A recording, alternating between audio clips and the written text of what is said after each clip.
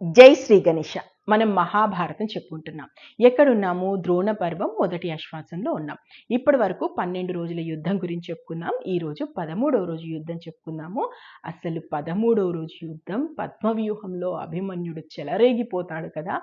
మామూలుగా ఉండదు. నాకు తెలిసినంత వరకు అభిమన్యుడి వీరత్వం గురించి చాలా తక్కువనే చెప్పారని నేను అనుకుంటున్నాను.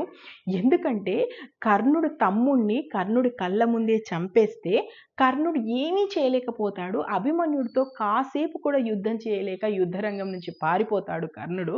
ఇక దుర్యోధనుడి కొడుకు లక్ష్మణుని తల ఎగరగొట్టేస్తే దుర్యోధనుడు ఏమీ చేయలేక ఏడుస్తూ కూర్చుండిపోతాడు. ద్రోణాచార్యుడు అంతటి వాడిని ఈకను తీసి పారేస్తాడు.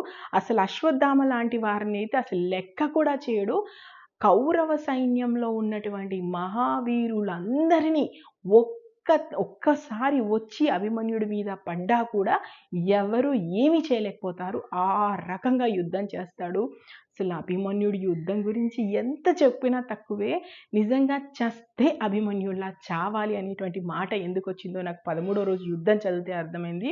1 కాదు, 2 కాదు, ఎన్నిసార్లు చదువుతుంటే చదవాలనిపించింది. అసలు అభిమన్యుడి వీరత్వం నేటికి ఆదర్శం. అంటే నేటి జనరేషన్కి చాలా చాలా తెలుసుకోవాల్సినటువంటి విషయము.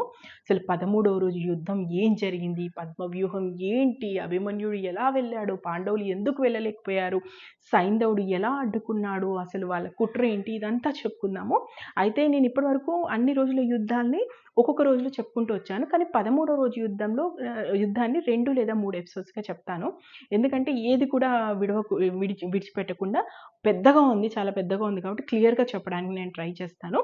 సో 13వ రోజు యుద్ధం మనము మొదలుపెట్టేద్దాం. ఇప్పుడు సంజయుడు మన ధృతరాష్ట్రుడికి ఇలా చెప్తున్నాడు.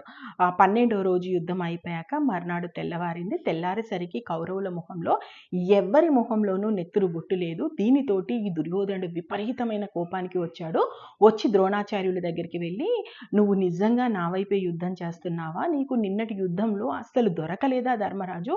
ఎన్నిసార్లు నీ చేతికి చిక్కాడు, అయినా నువ్వు వదిలేశావు. అసలు నువ్వు తలుచుకుంటే నిన్న ధర్మరాజును చంపేవాడివి, చంపకుండా వదిలేశావు. నువ్వు పాండవ పక్షపాతివే, నువ్వు నా వైపు యుద్ధం చేస్తున్నావని కూడా నా మూర్ఖత్వము. ఇంత నమ్మించి మోసం చేస్తావా నన్ను అని చెప్పేసి విపరీతమైనటువంటి మాటలు, అంటే ఒక గురువుని అనకూడని మాటలన్నీ దుర్యోధనుడు అంటాడు.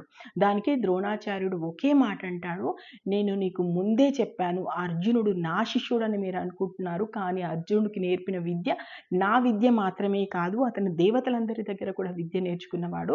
నేను అర్జునుడిని ఎదిరించి పోరాడలేను అనేటువంటి విషయం నీకు మొదటి నుంచి చెప్తున్నాను. నువ్వు అర్జునుడిని తప్పిస్తే తప్ప నేను